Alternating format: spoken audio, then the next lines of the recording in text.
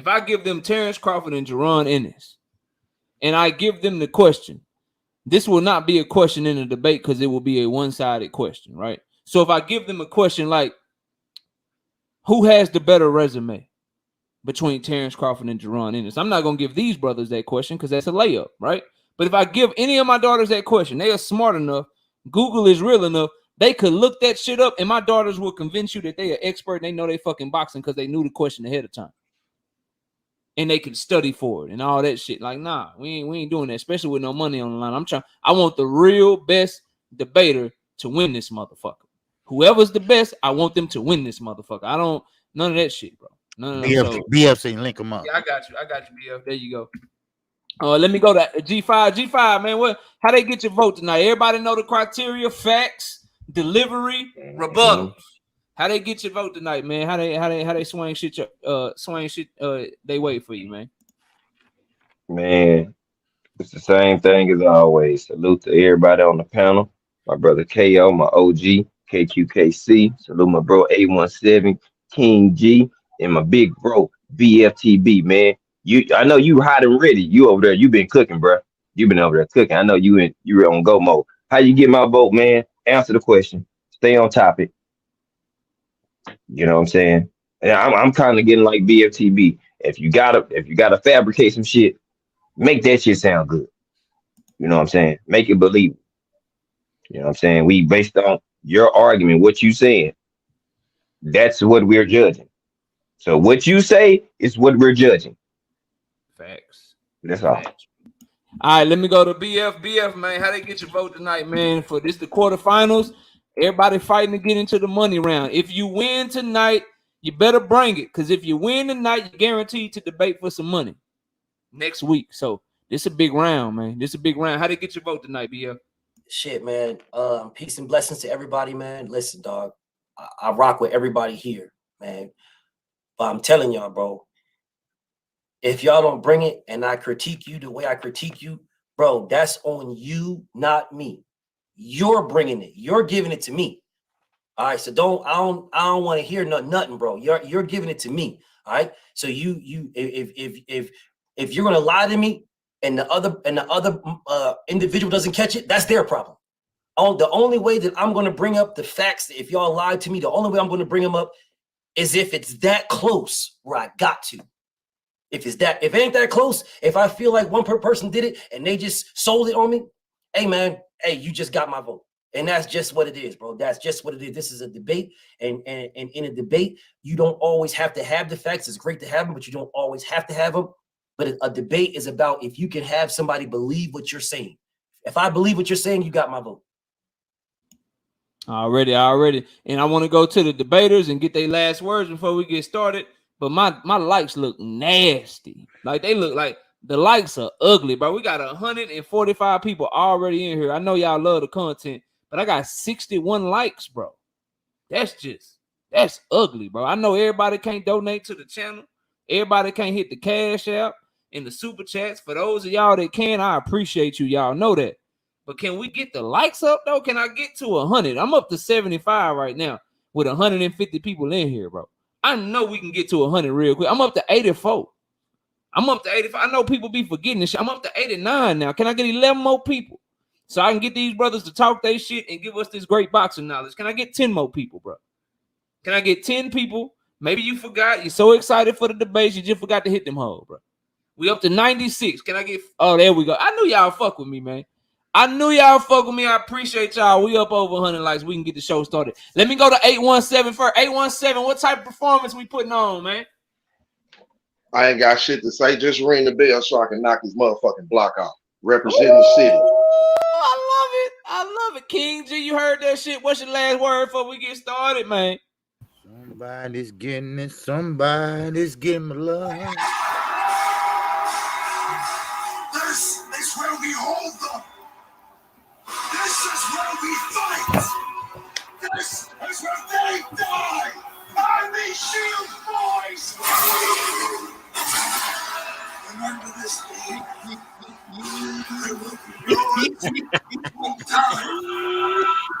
Nigga King G. Oh shit! We lit. Oh, my nigga, all them props ain't gonna save you, cuz. All them props, all them sound bites, them hats, them shades, them ain't gonna save you, my nigga. Them ain't gonna save you. Ring the bell. Motherfucking Hey, coin. What y'all got, hey, man? Who got it's heads? Who got It's tails? my time. spicy. It's my time, real quick. Ring the Real bell. quick. Hold on, Monkey let nuts. Yeah. King G talk. He said Ring he the got bell. Monkey let him- nuts. let him In go, the word, 817. Let him go. in Go the ahead. Go words, ahead, King G. in the words of Kevin Kelly, when he talked to Prince Nassim Ahmed, he said, "I'm going to smoke your boots with this bird." Corny ass nigga. Yeah, I know. But your name is a number. Corny ass nigga. Come on, bro. You think you Let's Hey, crazy? go. This corny ass nigga. what y'all got? Y'all got heads or tails, man? I'm taking his head, man. All right. And here I'm we taking. go. All right, here we go. Okay, heads. Ad lib ass nigga. Okay, All right, heads. so who going first, bro? Who called heads? I call heads. All right, so who you want to go first? Man, let my food go first, man. Put my plate out in front of me. All right, let me. You see, it don't work out well when I go first. All right, let me get the question ready, man. I love this one. I love this one. I'm gonna read the question, KQ, because there's a semantic argument somebody could make to where it wouldn't be around that, and that ain't what I want. This is gonna be where either one of them can win. All right. Let me throw this up here real quick for y'all. Boom. All right. This question. Earl Spence. Who got the better chance to beat him? I'm looking for a breakdown. Stop talking, KO. Stop talking, KO. I know what you're looking for. Let me go. Hold on, bro. Hold on. Trust me. I'm looking for a style and they breakdowns and how they fight. I do not want to hear arguments about how Bud Crawford got the better chance because he's about to fight him July 29th. I'm not trying to hear that shit. I want a stylistic breakdown. Why Jerron Boots Ennis, with his talent and his skills, can beat Earl, has a better chance to beat Earl, and why Terrence Bud Crawford, with his style and his skills, has a better chance to beat Earl. I'm not looking for any semantic arguments in this round. So we judging based off of that, so everybody knows, bro. All right, 817, you got 5 minutes. OG gonna start the clock. Whenever you start talking, y'all boys get it on, man. Let's get it. Let's go. All right, so who got a better chance to be Earl Spence? Are we talking about Terrence Crawford or are we talking about Jerron Ennis? It's easily Jerron Ennis. Let's talk about the things we can see. First, we'll talk about the measurables: height, weight, speed, size. He's a natural welterweight. He didn't moonlight at no lower weights. He been handling his business at this weight his entire career. That's one. So it ain't no adjustments he really got to make, or it ain't really about the blow up. Size-wise, he taller. He just as long. So ain't no advantages there. It ain't nobody coming from a different way. There ain't a lighter guy trying to put bricks in his ass to be able to stand in the paint. Then let's talk about skill-wise. Okay? A true switch hitter. A true switch hitter. A guy that switches fluidly, sometimes unknowingly, makes him way more dangerous. Also, the basics. When we talk about training and pedigree, his trainer still boxing. Still can move around. Still can get in there and work with his son closely. He's still climbing the side of fucking building. So what you think his son doing? And we see it. We see him in the gym, steady grinding. We able to see the skills. We able to see him box backwards, box going forwards. We're able to see him be defensively responsible.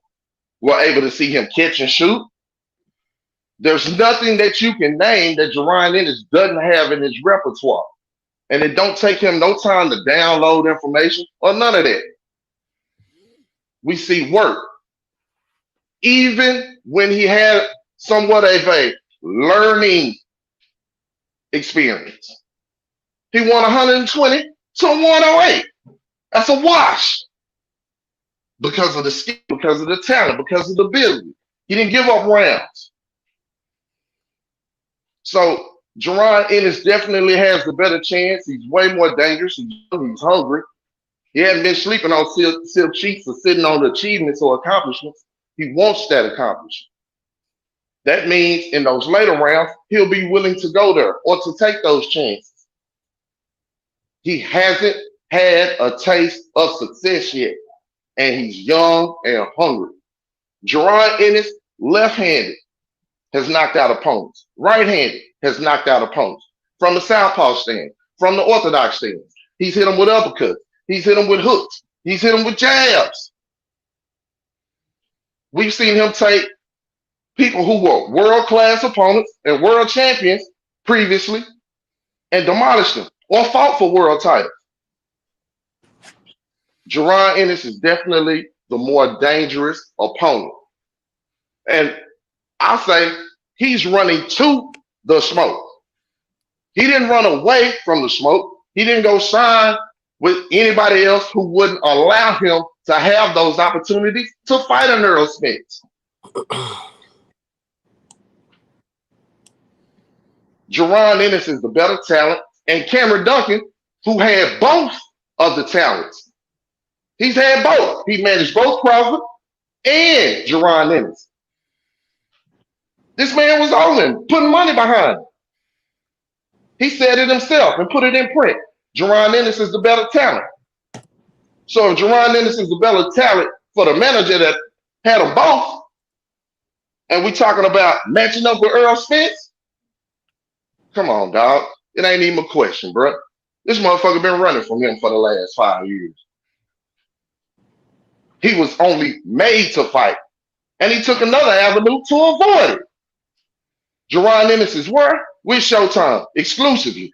1 minute. Where he know he gonna get access to that particular fight. So in order to have the best opportunity, you also gotta want to take a hold of that opportunity. And that's Jerron Ennis. Matter of fact, if that fight was the fight that we had ahead of us, there would be more of a pause or a consensus.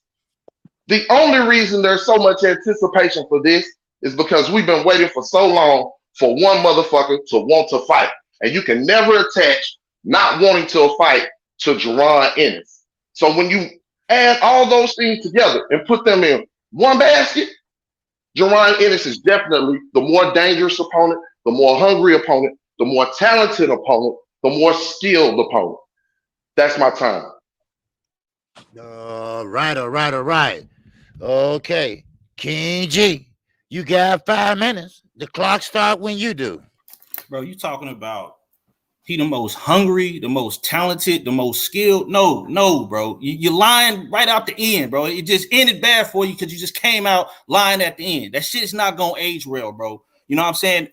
Crawford, he's clearly the motherfucking most talented. He's clearly the hungriest in the sport. He's clearly the most skilled since the second coming of Floyd Mayweather, bro. They comparing this man to legends from old time, bro. This dude, if you want to talk about who's going to beat Errol Spence, first thing you got to do, let's compare pedigrees, bro, because you only as good as your last fight, number one. When you look at Crawford's last fight, the boy stopped Avon Nation, bro. When you look at fucking Ennis, Boots Ennis last fight, he had a shitty ass performance. It was supposed to be his breakout moment against a Karen, and you can't even say his fucking last name. You need Hooked on Phonics to say the dude's last name. You know what I'm saying? The dude is not that good. When you look at Boots Ennis back in the fucking Olympics, he was getting his ass whooped by Gary Antoine Russell, not once, not twice, but 3 fucking times, bro. That's in 2014 and 2015. What was Terrence Crawford doing at that time? Sharpening up his pedigree by doing what? Fighting people like Gamboa, fighting people like Ricky Burns, Olympic gold medalists, multi-division champions, bro. While this dude is still in a novice in the amateurs, getting his ass whooped by motherfuckers like Gary Antoine Russell, bro. He's horrible at cutting off the ring. We saw he got exposed with the Karen shit. He has major issues with lateral movement. I don't give a damn. You talking about he got skills in the ring. Hot Sauce got street ball skills and professor, but that mean they can go in the NBA and compete with the best? Hell no. That don't mean shit when you compare it to elite opposition, bro. If you want to be honest with it, Boots Ennis, if he go into a fight with Errol Spence, it's gonna look like Adrian Bronner going into a fight with Errol Spence, because the reality is he's the modern day Adrian Bronner without a motherfucking mouth. He try to dress like the dude. He's flat-footed like the dude. He got the same style. He got the same posture. He try to do a half-ass shoulder roll. You know what I'm saying? But what happens when you see guys like that walk into a fight? He get his ass whooped like Bronner got whooped by Maidana. You know what I'm saying? When you going against a boxer puncher, you know what I'm saying? Like Mikey Garcia, what happened? What happened when Adrian Bronner did that? He got his ass whooped again. If you put pressure on Bronner like you put pressure on Boots, he's gonna fall just like Bronner fell to Porter. You know what I'm saying? And when you dealing, and here's the most crucial point right here. This is a two-piece. Bow, bow. When you dealing with a high-tech caliber fighter like that's a southpaw, like Terrence Crawford, what's going to happen? The same shit that happened to Bronner when he ran into motherfucking Pacquiao, bro. You cannot sit up here and tell me that by beating a Lipinets, a Clayton, a Irabov, a Mecco, a Wilfredo Acuna Matata, he got a goddamn Lion King meme, bro. And Mildew, these ain't the dudes that's gonna get you ready to beat no motherfucking Earl Spence. But if you want to take some real, when you want to take some real caliber fighters, get you ready for Earl Spence, you need to get in the ring like a champion like Burns, like a champion like Beltran, like a champion like Gamboa, get you ready. A Postile get you ready for a Spence, and then Dongo's gonna get you ready for the big stage, bro. Multi-division, he's unified. Get in there with a Jeff Horn. You know what I'm saying? Undefeated. Get in there with a Khan, a Brook, a Porter. These are the type of dudes that's going to get you ready for Earl Spence. Motherfucker, Ennis ain't done enough to get you ready for Earl Spence, bro. His legs ain't there yet. You know what I'm saying? He's front foot heavy. And you know, when you front foot heavy and you dealing with somebody with some footwork, you know what I'm saying? Then you working on a pivot. And you working on the battle of the pivot to get your foot in between the other guy so you can land a shot.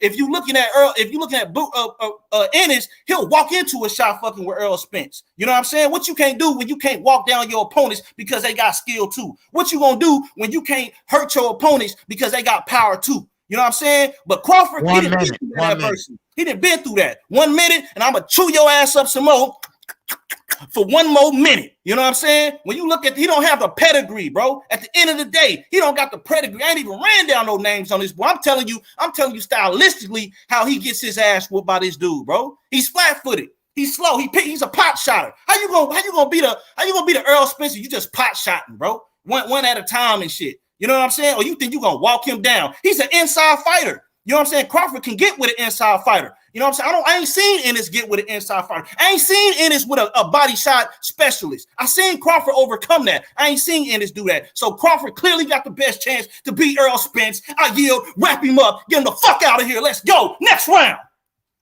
Woo-hoo. All right.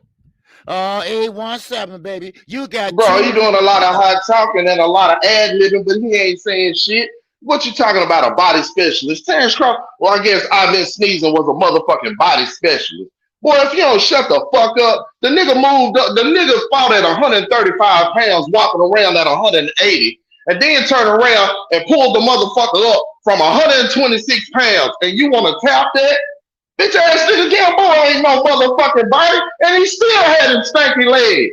You see this nigga lose around to lesser competition. The fuck is we saying? At 147 pounds, Jeff motherfucking Horn? What has he done? He ain't done shit at 147. And the motherfuckers, you talk about the amateurs, Ugas went upside his head in the amateurs. He had a chance to fight him in the pros. He didn't want none, and he could have fought him for a motherfucking belt. He blamed Bob, but Bob said he never asked for none of them motherfucking fighters. Never. Every opportunity he had, he never fucking asked. And he re-signed for that shit.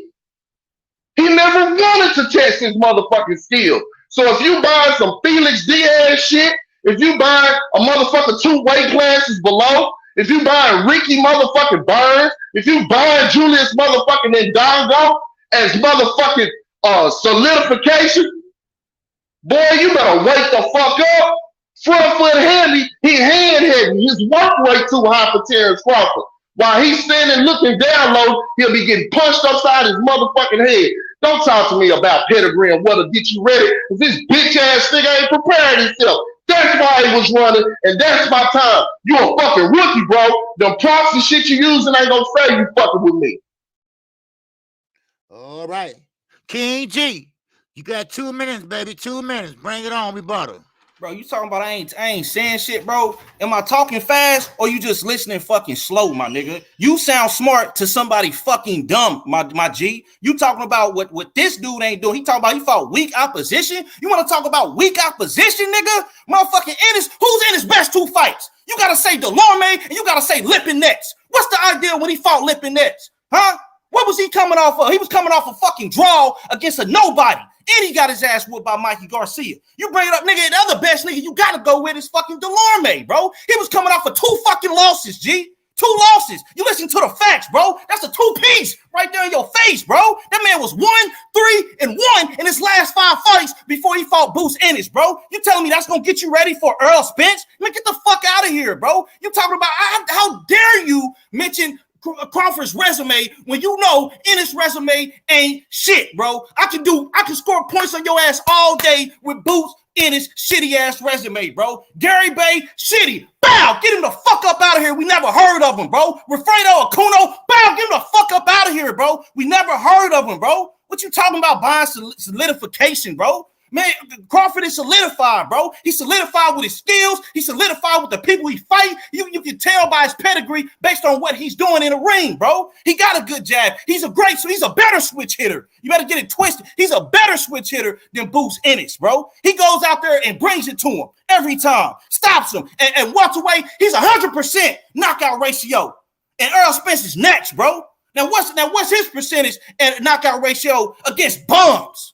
Because if you fucking take Terrence Crawford down to 30 points and you take away them 9 fights that he didn't finish the fighter, and he 30-0 and he 30-0, then guess what? He gonna be 30-0 with 27 knockouts, and Crawford gonna be 30-0 with 30 knockouts, and he's still gonna have a motherfucking championship in 3 different weight classes. He's still gonna have a unified championship in another weight class. You can't tell me a caliber of fighter like that can't beat no motherfucking Earl Spence before a motherfucking Boots Ennis ain't did shit.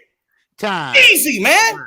Easy. Time. All right. Oh, wow. I'm getting hot already. Wow, it was on fire. It was on fire the first round. No filling out round, baby. Yes, sir. They went right to it. What you talking about, G5? What you talking about, baby? Come on with it. Oh man, damn. Man, y'all shot out the blocks like a rocket, man. Man, great first round. Y'all was both cooking. I feel like y'all kind of veered from the question a little bit.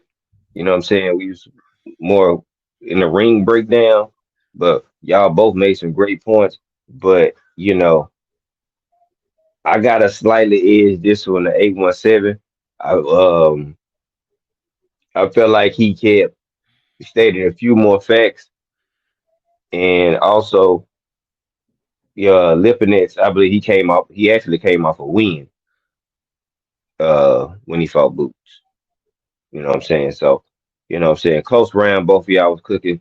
I'm not gonna keep on dissecting and taking up the whole time, but I got 817 edge in this one. All right. BF TV, what's going on? How you looking at it? Oh my God, dog. This was amazing to me. First off, bro, man, this was fucking fire, bro. This is what I'm talking about. Man, I like what 817 came out with. I like what he was talking about. And I love what King G was doing, dog. I'm not even gonna sit here and play with y'all, bro. I'm not gonna hold you at all, bro. I think, and I'm looking at the question, and I'm going for the question, and I'm with 5 that we really didn't go on a lot of the in the ring stuff, but what we did do is I think King G went to where he was taken. I think that's where he went to, and I think what he did, you know what I'm saying, is he took what he was taken, what he was given, and I think he handled it better. So for me, I'm gonna give that one to King G. All righty. Hey, I just want to say one thing. I want to correct the other judge. Lipinets was coming off a draw, brother. You know what I'm saying? So if you penalize me for that, you was incorrect. He was definitely coming off a draw before he fought Ennis. So I was correct on that point. Just letting you know. Yeah, he made sure he Wikipedia'd it when he turned the camera off. Okay.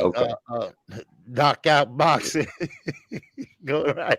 Money on the line. These brothers want this bread. Look, man, I I agree. I thought this fucking round was fire. Taking these notes here, man. 817 came out, talked about how Ennis training in shape and Bomac ain't in shape. He can't even train with him. Ennis is naturally the bigger man. Couldn't make 135 in his life. He's a more natural switch hitter. He talked about Karen. He talked about how Ennis, in his struggle against Karen, 120 to 108. He brought up the Cameron Duncan point, which I thought was a good point. That Cameron Duncan had both of these fighters, and Cameron Duncan thought that that Ennis was more talented than Bud Crawford. He brought up Bud running from Spence in his opinion. In his sign with Showtime specifically because he won't smoke. And then I go to King G, and the Gary Antoine Russell point was a great point. Brought up Boots' lateral movement, which I thought was a great point because we all can visually see him struggling with that lateral movement in his most recent fight. So I thought that was cool. And then he pulled out Bud's experience versus Jerron Ennis's experience, which we all know. No fault to Boots. He just ain't got the resume. He ain't got the experience that Terrence Bud Crawford had bought. Then 817 came back with a great rebuttal. Gamboa, he killed that down. Bud losing rounds to lesser competition. He came with the Jeff Horn rebuttal, which I thought was cool. The amateur rebuttal was nice that he brought up with Ugas. The front foot heavy rebuttal that King G brought up in his opening statement. I thought he had a good rebuttal round. I thought King G had a good rebuttal round.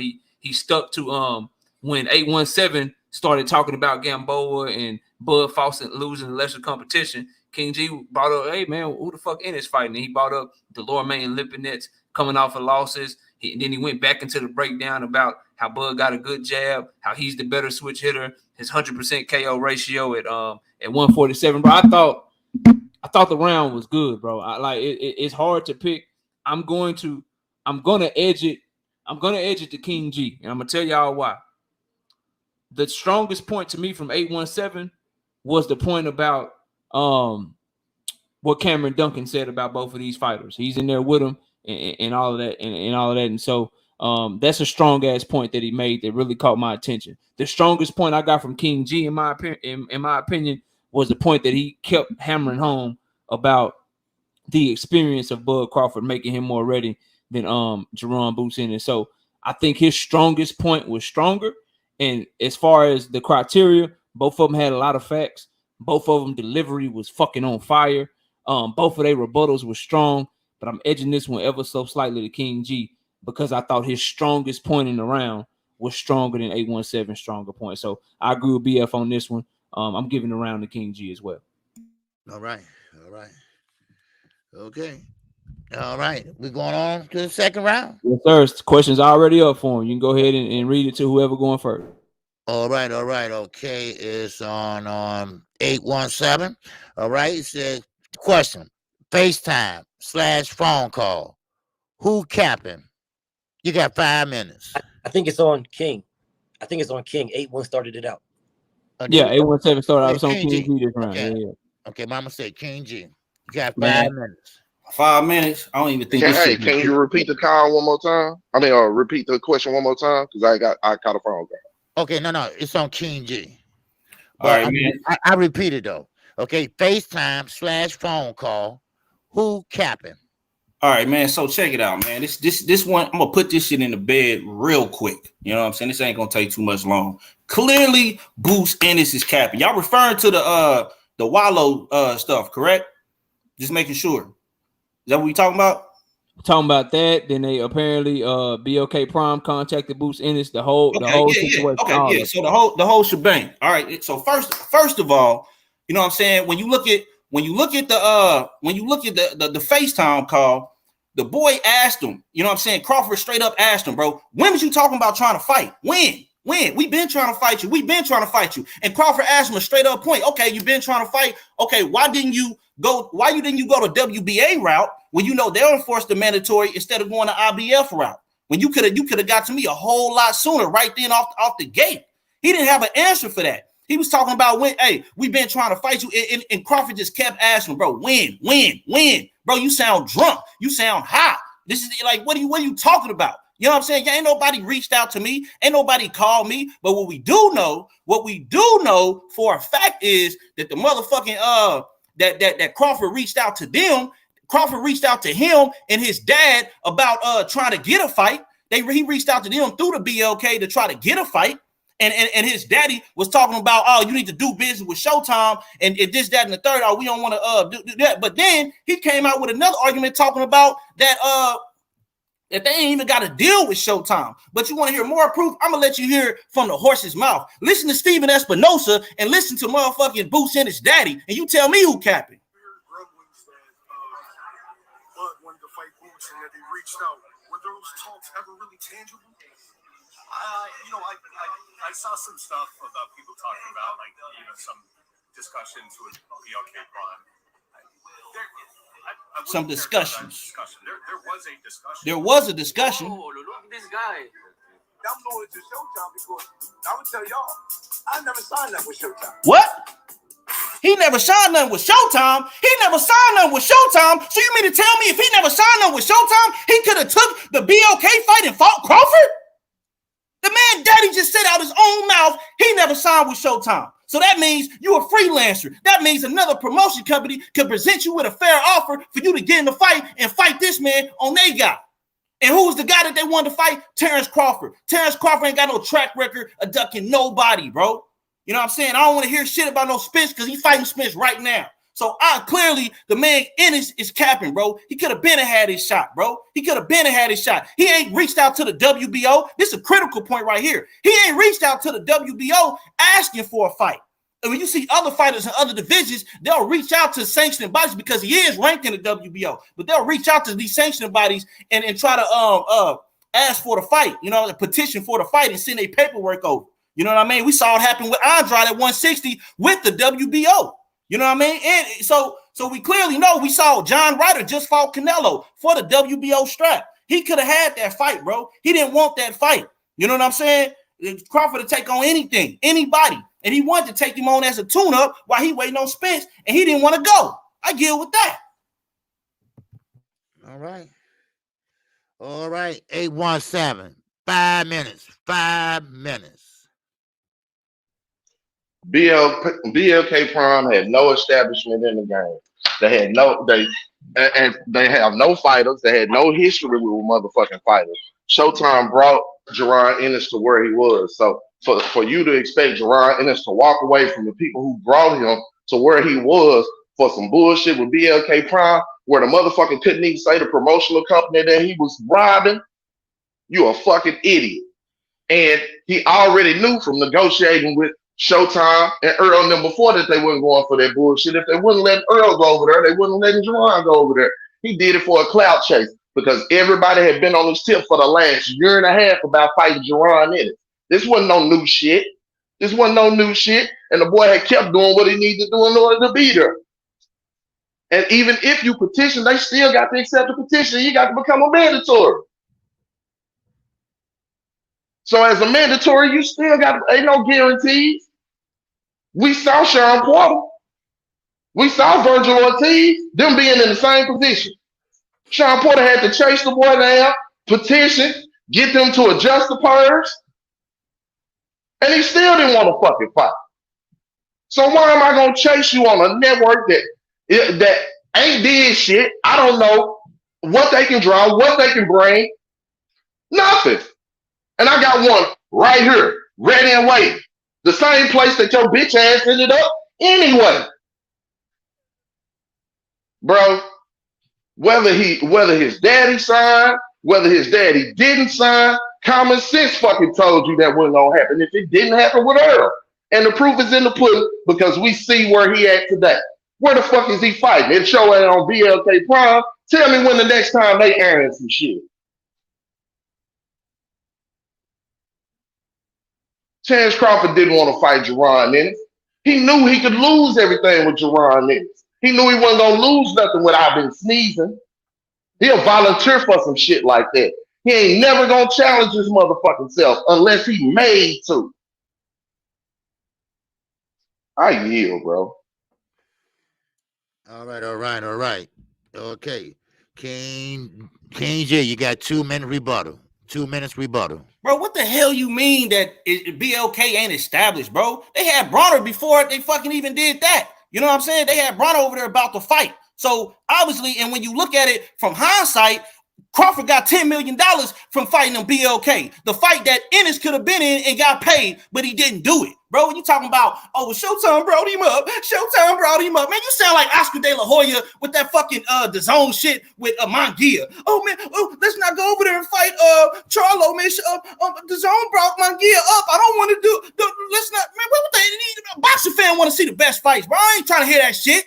Ain't nobody trying, what you mean he brought him up? Didn't his dad just say, you didn't even address that point, bro? That's a pow body, bro. His dad just said, we ain't got no fucking contract with Showtime. So what are you talking about? Oh, they not about to let him go over there. Who is they? If his daddy, his manager, is saying they ain't got no fucking contract with them, bro. His trainer manager is telling you that. And you won't address that shit because you know you full of shit. Talking about why did he not? 1 minute. And then you talking about, I asked you, why did he not petition? You ain't gave me an answer for that, bro, because you know you full of ish. You ain't gave me an answer to that, bro. Talking about, what happened to Porter? Yeah, what happened to Porter? Porter got to fight with Brook for the championship, bro. Porter got to fight with Thurman for a championship. Porter got to fight with Bud and Spence for a championship. That's what happened to Porter. He petitioned. He got the fight. You know what I'm saying? They brought $10 million to Crawford. They would have brought a bag to Ennis, and he would have got paid way fucking more than fighting fucking Karen. I guarantee you that. Now, Gil. If they would have gave more motherfucking money to him, why didn't they give it to Spence to have it on their shit and say, who the fuck was paying for it? You can sell that bullshit, that boom-bam shit to anybody, but don't change my motherfucking word. Like I motherfucking said, the man didn't petition. It wasn't no guarantee. Wasn't no motherfucking guarantee. And I didn't say a motherfucker wouldn't let him go. I said, why the fuck would it make sense? You brought up Adrian Broner. He had 3 goddamn different opponents in less than a week and a half, and then the fight was off. What happened to Brian Norman Jr.? They couldn't even get him a motherfucking opponent. They couldn't even get the motherfucking print right on the goddamn letterhead. The fuck? I'm finna run over to that rinky-dink ass shit, and I'm in front of everybody on Showtime. The fuck? And if they were so goddamn good and had so much motherfucking money and made out, then what the fuck ain't he there? Man, shut the boot back, this, that bullshit out of here, bro. 1 minute. 1 minute. At the end of the day, like I motherfucking said, we know Bud was capping on that motherfucker. We know he wanted to ignore the young bull because he had a bag on the table. And all the capping that he's done over the last 5 years, if he fucked around and got in there with that young nigga, and the young nigga took his shit, everybody knew he was flawed. Now, if Earl just take his shit, then at least he can say, I lost to him. We know what's cap, bro. We know that young nigga on both of these niggas' heels, but it's especially that hoe ass nigga, because he had way more of an opportunity to get it. If he wanted to prove himself, it wasn't fighting a motherfucking I've been sneezing. If he wanted to prove himself, he wouldn't run from fucking Sean Porter to have Sean Porter have to petition to fight his motherfucking ass. And Sean didn't have no fucking guarantees either.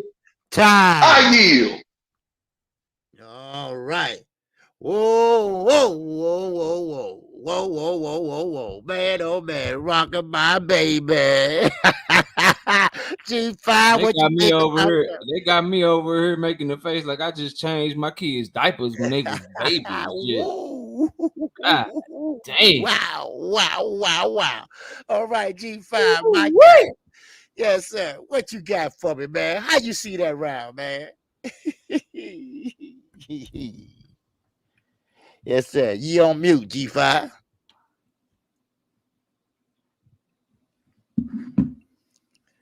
Go to Okay. G5, you there? Go ahead and go to Okay. G5. Okay. G5 went first last time. Yes. How you looking? How you see it? Man, I'm sitting here, I'm listening to this fire ass debate. I'm listening to the homies cook. And I said what I said before this.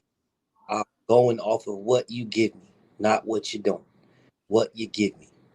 I felt like there was an avenue that we didn't approach. We were speaking about the phone call with there was just stuff out there. God, this one was tough because 8-1 was firing at him.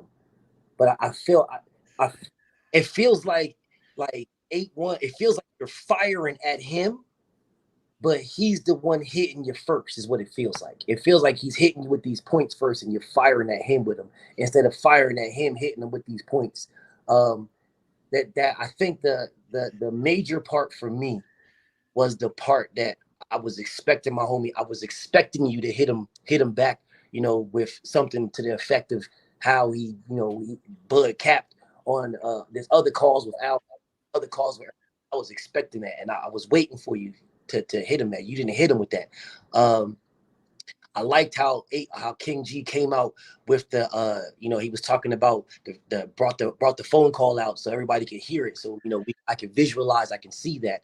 I would have liked King G to go into a little bit more and talk about how now, because we're talking about capping here, how his dad came out and said nobody called me. Like, nobody called me. Like we wanted to. Why didn't you call me? Like, y'all called David Ambrosia, but you didn't call me. But then he came back out a little bit later on. This phone call came out that they did have a call. You know what I'm saying? I would have liked that. So it was that visualization, bro. That you can't get over that one, bro. God damn it. All right, King G, you got that one, dog. That visualization for me. That phone call. That's a tough round, bro.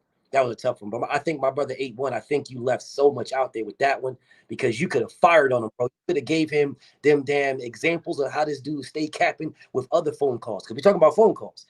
With that 25, that bullshit ass 25 million, that goofy ass fucking hedge fund, man, you could have lit it ass up. You didn't even go to that. You left that out there. Like, I was waiting for that one. But it is what it is. All righty. All right. G5, you there? He G5, go out and come back. Yeah, Oh, there you go. I'm good. Can you hear me? Yeah, Yes, we sir. hear you, bro. Go ahead. All right. All right, man. Good round. On this one, I do feel like 817. You more so going at him, and it's kind of taking away from your argument, a lot of the energy, but you left some meat on the bone on this one. Um, King G did mention that, hey, yeah, they did send it, reach out to them. You know what I'm saying? And there was proof of that because they confirmed that. So in this one, also King G brought up the fact that they were on. You know what I'm saying? They had Bud, they had AB, you know what I'm saying? And 817 responded back with like, well, where are they now? Well, it don't matter where they are now. They did have them. So I mean, a dope round, fire round. I got King G in this one. All right. And knockout boxing. How did you see it? Man, it's a tough round because I feel like, bro, like the heart and it's great when you get passion up here because the heart of the question can sometimes get lost because the two debaters they get to going at each other and they kind of lose sight of the question. And I think that's what happened in this round a little bit. What I got from 817, well, King G started us off, right? King G started us off, and he brought up basically like how they reached out to them first, how they had 10 million for Crawford, and how they could have got more money. That Boost could have got more money fighting Bud than he got fighting Karen. I like that point. The another good point that I think people are sleeping on is the choice between, do I go the IBF route and go at Errol Spence, or if I really want the Bud fight, do I petition the WBO? I thought that 817's rebuttal to that was good, but I thought he could have rebutted even more and talk about how not only did it make sense to go the IBF route because BLK Prime was, a company that wasn't reputable, but talk to me about like Earl is a three belt champion.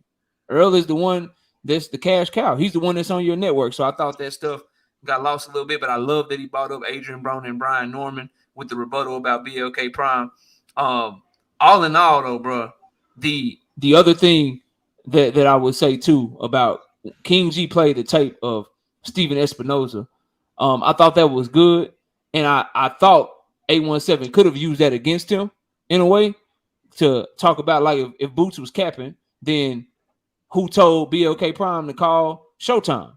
Boots' daddy did because they were interested in the fight.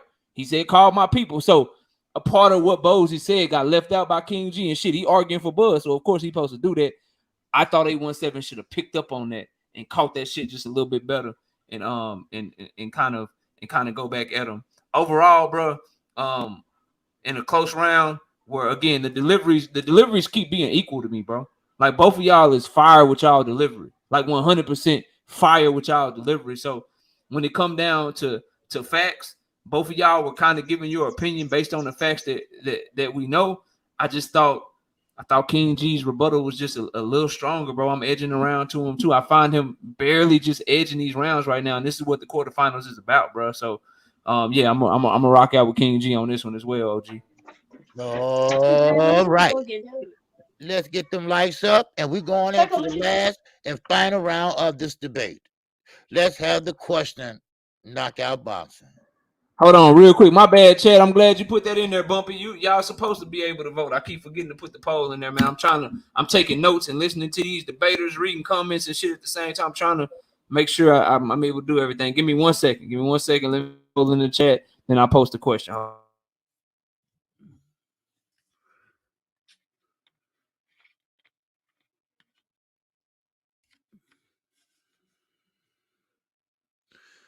All right. We getting it moving, boy. We for the money, man. Yes, sir. Man, I should got in. Man, I would've got some money for my water heater. I had to put in. All right, so here we go, bro. The poll's in there for y'all. Last question of the debate. Y'all said something, bro, that both of y'all was real passionate about in the middle. It was either round 1 or round 2. But I want to get y'all to cook on, bro. I want to get y'all to cook on it. So here's the question.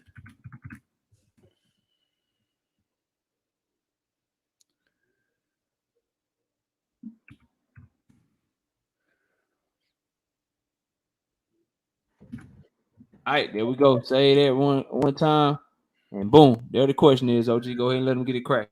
All right, 817, baby, you headed off first. All right, who is the more natural, better switch hitter? 5 minutes, baby. It start when you start. Jerron Ennis is a more natural switch hitter because we see him actually fucking switch. Bud Crawford don't switch until he get punched in his fucking face. We seen him get punched in his face by Kell Brook. I swole up, then he motherfucking switch. Any Kavaliauskas knocked him the fuck down, then he motherfucking switch. This nigga don't motherfucking switch. Ain't no natural about it. When he get hit upside his motherfucking shit, when he can't judge distance, fighting orthodox, when somebody get on his motherfucking ass, then he goes southpaw. His bitch ass need to come out all the way southpaw fucking with Earl because he can't take a chance of getting punched in the fucking face. Jerron naturally switches. Sometimes he does it without knowing. We've seen him apply that. We ain't seen him switch to one motherfucking side and stay. This shit ain't even worth 5 minutes. I yield. All right. Okay, King G, you got 5 minutes. 5 minutes. Shoot your shot. All right, man. Listen. Clearly, Bud, he sound mad, but clearly Bud is the better switch hitter, bro. The pedigree proves the fucking shit. And I want to refer you to a fight, a significant fight, man. When you looked at Gamboa and you looked at Crawford, same record, same knockout shit, right? They go into the fight. Crawford comes out orthodox, right? Now we know at this time in Gamboa's career, he's an elite fighter. He's an elite fighter at this time. And for the first 4 rounds, Crawford was kind of getting outboxed by Gamboa. But when he switched, it was like he went to another level, bro. It's like he went to Super Saiyan mode, like I went on this nigga ass in this debate. You know what I'm saying? He went into Super Saiyan mode on that boy and stopped him. The same round he got hurt. And when he switched up, he stopped Gamboa, bro. Every time he switches, you know what I'm saying? He goes to another level, bro. And he don't just do it. And every time he does, I would dare say he do it almost every single fight. He go into another level being a switch hitter, bro. And when you do that, what is it granted Crawford today? He's 16-0 in world title fights, bro. He's 9-0 in world champions, bro. He defeated 8 undefeated fighters with his switch hit ability. He defeated 4 undefeated champions with his switch hitting ability, bro. He's the best. So you can't, I mean, clearly the pedigree proves and the resume proves that he's a better switch hitter every time. And really, when you fighting Crawford, you're really scared that if he go into southpaw, you scared that he gonna go into that shit. When you see Ennis doing it, he just trying to figure out some shit to do because he can't. The shit he got going on ain't working. When you see Crawford do it, he's orthodox first, and then he goes into southpaw and he stays southpaw the rest of the fight, bro. And it's a wrap. Crawford is the man, bro. He's 100% in knockout ratio at 147, bro. So how you gonna tell me he ain't a better switch hitter than this dude? And not only that, he's beating champions at 147, switch hitting, and Boots ain't did shit. So I give. All right. Okay. 817. You got 2 minutes rebuttal, baby. Then this last and final round. I don't even know what the fuck he said. I'm rolling the blunt. I'm chilling. All right. Okay. King D. Go ahead and shoot your shot, King G. You got 2 minute rebuttal.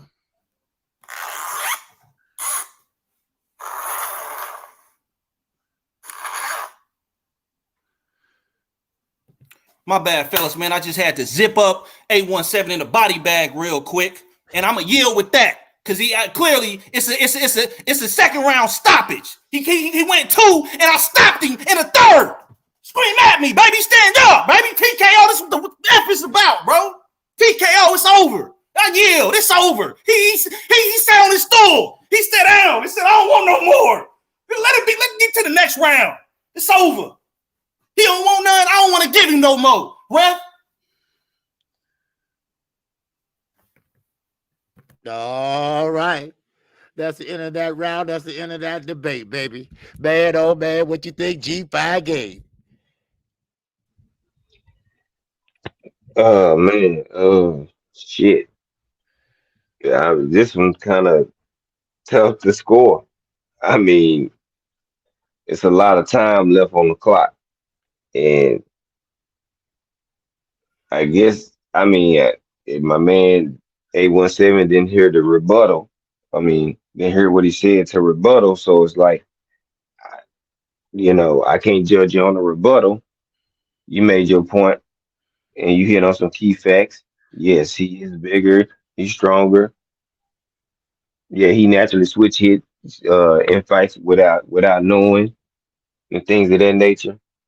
But I feel like you left a lot of time on the clock, and you could have went in more detail 817, and then you didn't hear the rebuttal. So it's like I gotta give it to King G. I guess I mean you can't have a rebuttal for him. So it's like it's kind of it's just this tough one. You know what I'm saying? All right. So I gotta give it to King G. All right. Appreciate it. All right. Okay. BM TV. And yeah, my gave it to him, dog. I mean, he didn't. I think Boots is a better switch hitter because he's natural. The points he made was extremely valid. But I think my homie just gave it to him, though. I mean, All right. Okay. Knockout boxing. Yeah, I agree with them, bro. And 817, he let it be known. Shit in his rebuttal. He said, "I'm rolling the blunt. I ain't even listening." So he conceded the round. So you got to go with King G in this one, bro. Shout out. Let me catch these super chats, then we'll get last words. Coach Chris is already backstage, and I need D Free to pull up. D Free, where you at, baby? Let's get it. Shout out Real Spill Midwest Boxing Talk with the $2 in the super chat. Says 5 debates. Salute to both brothers. Shout out to Lee Cunningham with the $2 in super chat. Whoever shitting on Bud should win.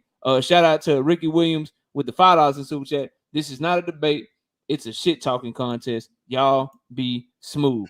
All right. Oh, I got you, D Free. All right, 817, bro. Thank you for competing, bro. This shit was fire, man. Go ahead and get your last words and let everybody know what you got going on, man. I ain't got no props. I ain't no motherfucking character. I ain't got no glasses, hat.